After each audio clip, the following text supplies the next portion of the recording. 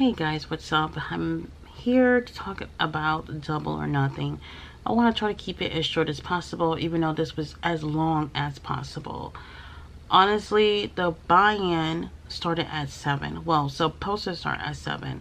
Obviously, there was going to give recaps about everything that was going to be transpiring in the pay-per-view. That was literally them re-airing the countdown episode that they had from Friday night, okay? And literally around 7:50 was when we got to see the match with Danhausen, Hook versus Tony Nese and Smart Mark. So yeah, that took way too long to get started. And at that point, I was just like, damn, like, what's going on? Like, what's the hold up here with them taking so long? The match obviously was not going to be anything over the top or anything like super special or whatever. So, you know, obviously they had, you know, little jokes and shit going on, and it was really meant to be funny in some capacity. Honestly, I thought it was just going to be Hook doing everything, Hook and Tony doing everything. But yeah, you did get to actually see Danhausen doing something in the ring other than cursing people. And I know a lot of people really like him and think he's funny. I do think that at times he's entertaining. Yeah, I guess you could say I'm one of those fans where, to me, what matters the most is what you do in the ring if you're a pro wrestler. And I don't really care too much about all that comedy stuff. But yeah, I guess Hookhausen is over. Me personally, I just feel like Hook don't really need that in his career right now. Not to take anything away from Danhausen or whatever. I do think that he does deserve whatever success he has, but like with how they've been building Hook, I don't really think that even is something that they should have really pursued, but that's either near or there. So moving on to the show, started at 8 o'clock. We started off with MJF versus Wardlow. With all the foolishness that was going on all weekend about Wardlow not showing up, that he left Las Vegas, or maybe he left Las Vegas, whatever story that the dirt sheets could not get their story straight about, that had everybody talking. Yeah, they opened up the show with MJF just to get y'all to shut the hell up early, and he lost. We all knew that was going to happen because based on how they've been building this, I think out of everything on this whole pay-per-view, that was the best that they've built a storyline for this pay-per-view. Y'all know, like, AEW, how they do pay-per-views are like, damn, their last pay-per-view was what, back in November, I think. So they don't do pay-per-views frequently. So let me take that back. They had pay-per-view not too long ago, and I bought that shit and I can't remember what it was, but anyway, so they don't have it as often as WWE. So when they do have pay-per-view, these pay-per-views are stacked as hell with matches. But I think this time it was 12 matches plus the buy-in. 12 matches, or is 12 matches plus the buy-in, one of those two, and I think that's a lot. And I didn't even realize that until like minutes before the show actually even started. So Wardlow ends up winning, giving MJF like 10 power bombs. We already knew that was going to happen. And to be quite honest with you, obviously Wardlow plays that really great heel but like cowardly type of character, but I really felt like he should have been able to put up a fight on this match based on everything that was going on, a little something, and then get his ass whooped. But it just seemed like a squash match from the very beginning. And to be honest, I feel like MJF as a wrestler deserved a little bit more than that. But you know, Wardlow also deserved what he has, and I think he got a great career ahead of him, and hopefully he doesn't screw it up. And that also means Tony, I hope you don't screw that up. I had to write this shit down because it was a lot. I'm not going to go into too much details about the match because this was a really long pay-per-view and we will be here all day talking about it. I mainly want to talk about the results and like whatever happened that was really, really important to, you know, moving forward. The Hardys versus the Young Bucks. It was fun at times, and there were some good moments, but I felt like it kind of didn't hit the mark. This was something that a lot of people consider to be a dream match, and I felt like it just didn't give exactly what people would be expecting from these two. And it was just okay. Like I said, nothing like over the top to me. The Hardys did end up taking the win, which I did kind of see happening, but I was very, very underwhelmed with this match. After that, we had, let's see, Jade versus Anna Jay, and I feel like the match was a little bit thrown together like at last second, kind of, compared to all the other matches. And we already knew Jade was going to win to continue that streak, so she did win the match, and she's 32-0. I really, really like Jade. Like, I'd be like on her Instagram just looking at her like, my gosh, she's so beautiful and she has so much confidence. But with all that personality and everything, I don't think she's very good in the ring. There are plenty of other women, when we speak about like in ring work, that deserve that title more than her. But I feel like outside of her actually wrestling in the ring, she just looks like a champion. She has that look. She has that feel about her. I like her a lot. She just should have been able to progress her career without that gold. I feel like someone else could have had that while she's been improving.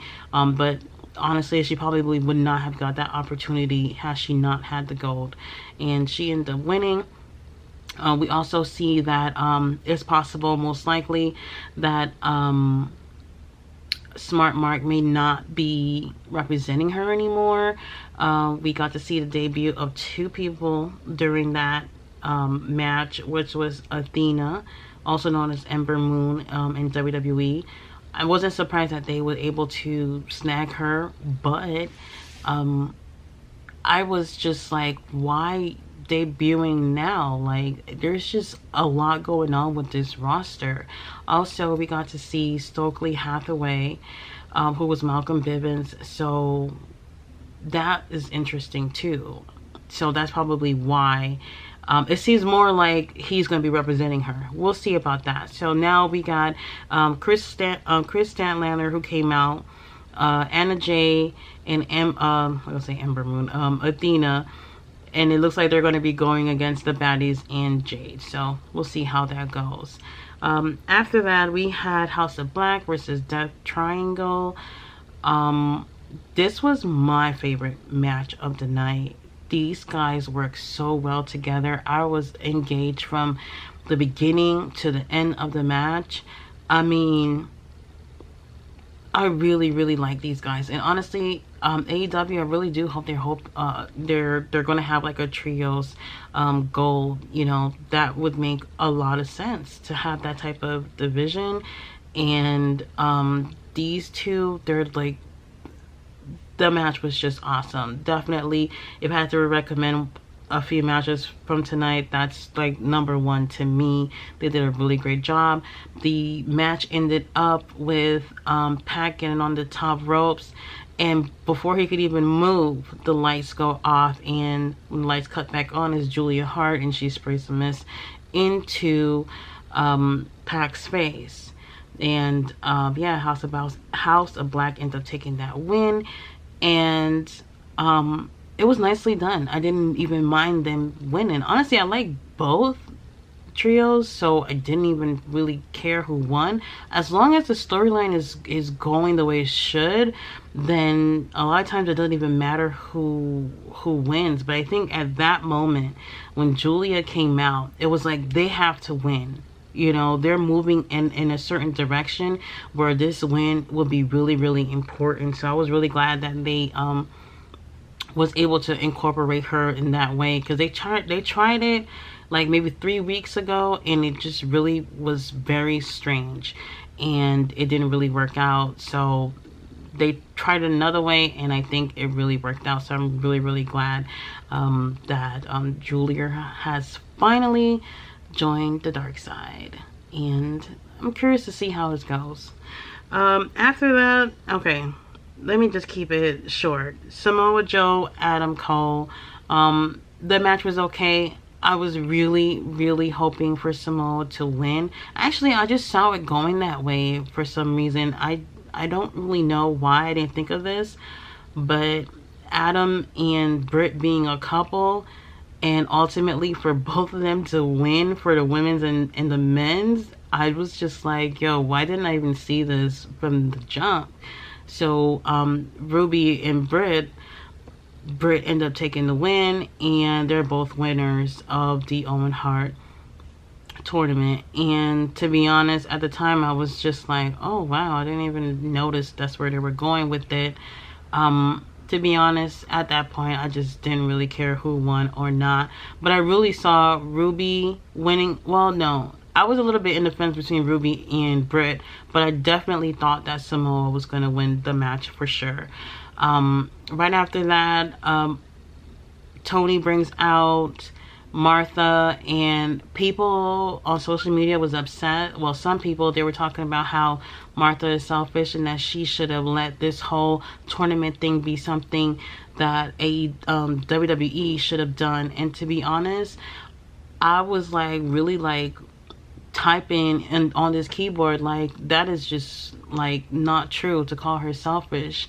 I feel like based on how WWE handled the situation following his death, and even, you know, not making sure that he was 100% secure before going out there and ultimately losing his life, I feel like she had every right to choose to exclude WWE when it comes to how Owen legacy is put out there. And like I said, I agree with it because of what happened and how WWE chose to move on with that situation on that night. And ultimately Vince was being petty after that too, you know, with the whole with them going to court and everything. I'm not going to get into much detail because it's not really too relevant, but I just feel like a lot of people weren't behind the tournament because they feel like AEW should have never had anything to do with Owen Hart. And honestly, I think they've done a great job with this tournament,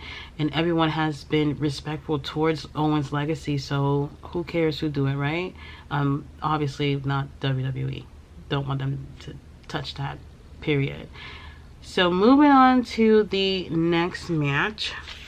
I'm telling you, I had to write this stuff down because I was just like, there's just a lot going on. We had Men of the Year with Paige versus Tay Conti, Sammy Guevara, and Frankie Kazarian. And y'all, if I hear Sammy or Tay Conti, I don't want to watch it. I don't want nothing. Like, their faces just bother me and I don't even want to watch. So I was kind of tuning in here and there. Luckily I tuned in right when Sammy gave Tay Conti a super kick right at the jaw, and I was just like, beautiful, just absolutely beautiful. I loved it.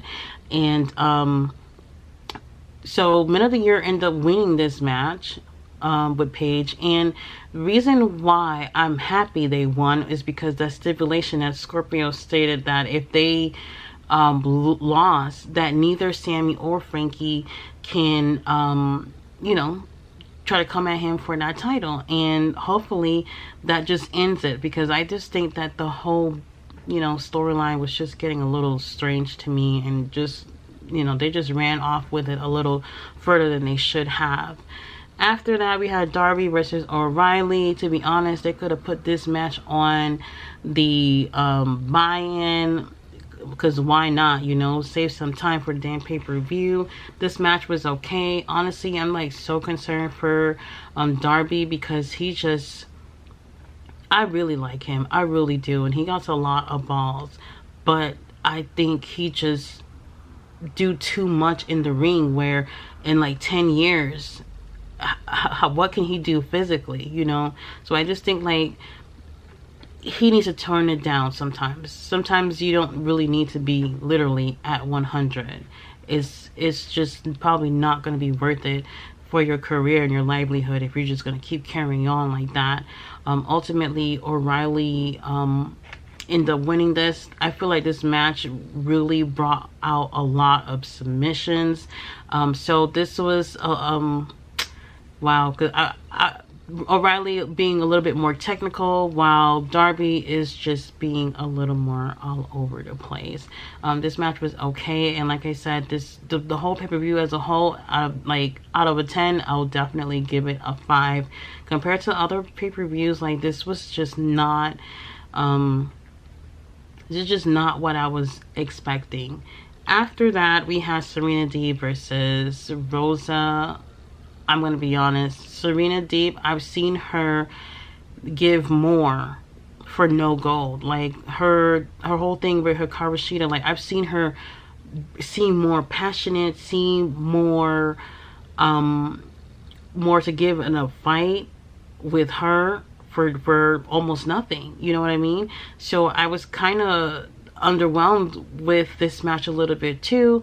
It was okay, but nothing over the top. Obviously Thunder Rosa was going to win this. I do feel like Serena not really ready for gold yet, so yeah, she did not win this match, and I was kind of disappointed with her tonight. I was expecting a lot more. I was expecting for this match to be one of my favorites of the night, but it kind of fell flat for me. Oh, okay. After that was Jericho Appreciation Society versus Ortiz, Santana, and Blackpool Combat Club. Oh my god. Where do I even begin?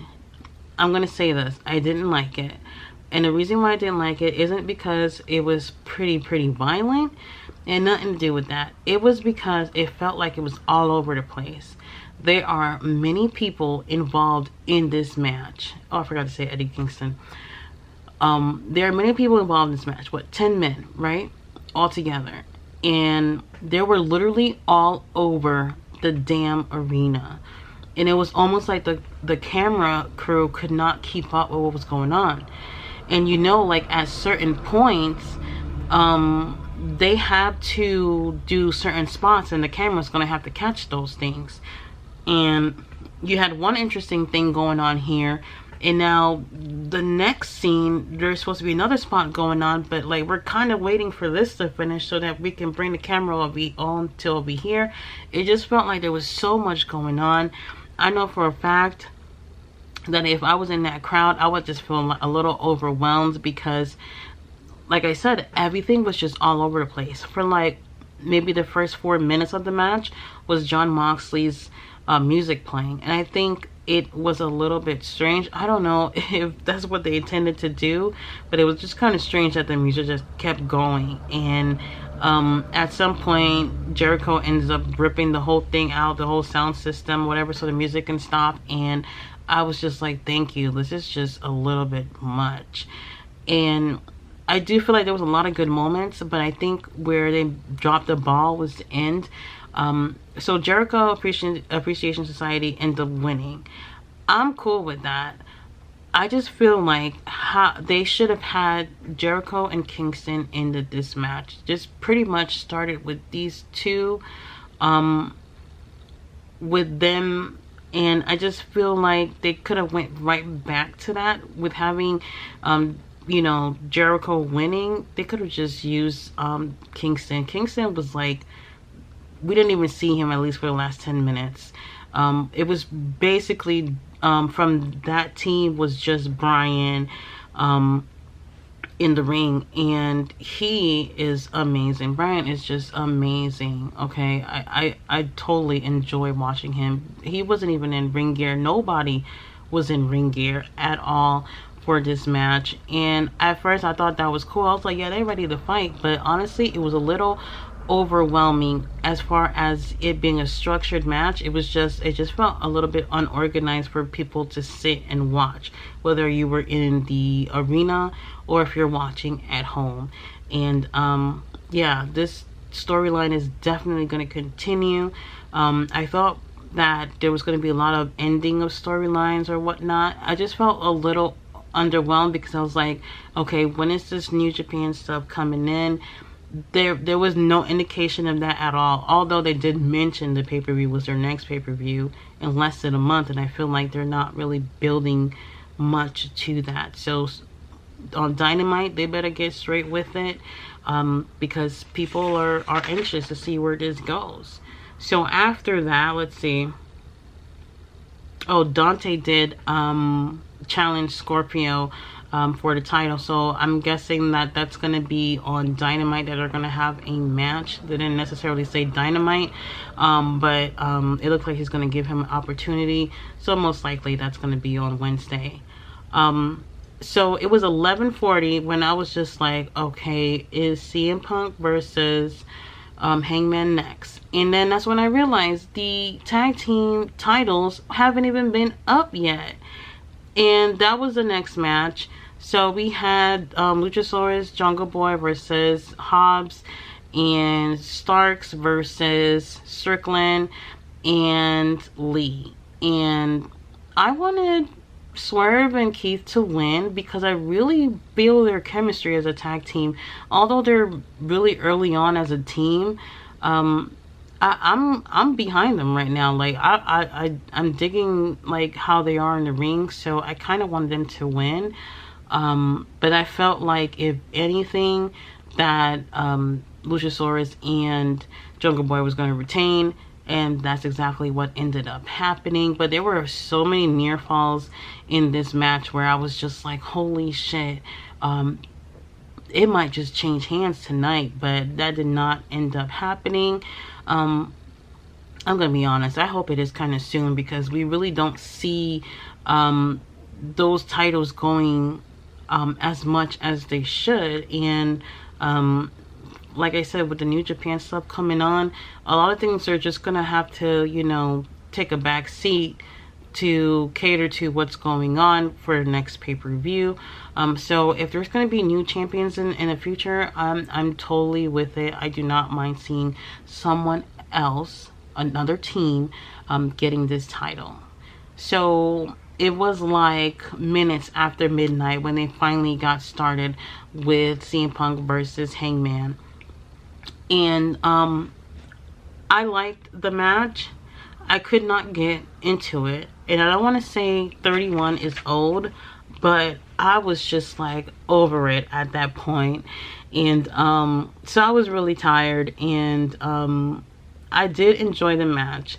And the thing is I wanted CM Punk to win because I did not think that Hangman's reign as champion was great. It really was lackluster to me, and it's not because of Hangman himself. It's AEW as well, because they're the ones who's booking things. They're the ones who are, you know, strategizing how to build these characters and move forward with these title reigns. So he didn't look like a, man, I don't want to say he didn't look like a credible champion. I just feel like he just didn't have the opportunity to be the best he could have possibly be, right?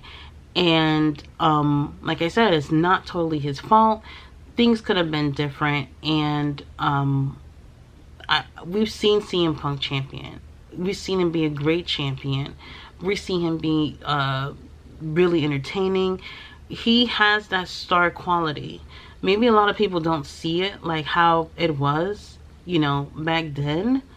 But I still feel like over Hangman, he's a bigger star. And it was just time for them to move on and give that title. And it was what it was. Like, I'm happy about it. I don't got no complaints about CM Punk winning this title. I can't wait to see what he does with it. It's possible that we're going to see Hangman challenge CM Punk again. We'll see. But the thing is, you know, I don't know, man. With that pay-per-view, the roster is just too big. There's so much going on. They Tony got ROH. So we do have some of those wrestlers around on the roster as well. There's a lot going on, and that sometimes we're like, yes, they're making the right moves, and then sometimes we're like, y'all making too much moves too quickly, and it feels like a little bit of both. So it's very interesting to see how they move on from here. I do feel like with CM Punk, winning the title, that's the best move of the night, really. So moving forward, so many people from New Japan would want to, would want to challenge CM Punk now that he has that title. It would not have been the same had Hangman would have won tonight and have that title. So I think Punk was the perfect person to win tonight, and I am so looking forward to see how they move forward from here. And man, please do not sign anyone else for another 6 months to a year until we really get to see how things are going. There's so many things that they could be focusing on rather than signing new people. And if they do sign new people, you don't have to debut them right away. Be a little bit more calculating with these things. And it almost seems like there was a reason why for people to speculate about MJF being unhappy, because the roster is growing, and this make opportunities less prevalent for people. And with MJF being known as one of the pillars of AEW, he doesn't really have much opportunities. And his biggest thing that he's done lately, aside from coming off as this monster heel, the amazing heel, he helped build someone else's career, Wardlow's. And while that makes him look better, what does that ultimately give him? He don't got no go for it. He's not having really big opportunities. Where do things go from here for Wardlow? Not Wardlow, for MJF. And not just MJF, but for many other people who feel like they got lost in the shuffle in this roster because they're signing in a lot of people, and not just a lot of people, a lot of big already known names to the roster. So it's very interesting to see where they go from here. The pay-per-view really fell flat for me. Like I said, a 5 out of 10. Really curious to see where they go on from here for the next pay-per-view, only having less than a month to make it whatever it is that it's gonna be. And I'll be reviewing that pay-per-view as well. Bye.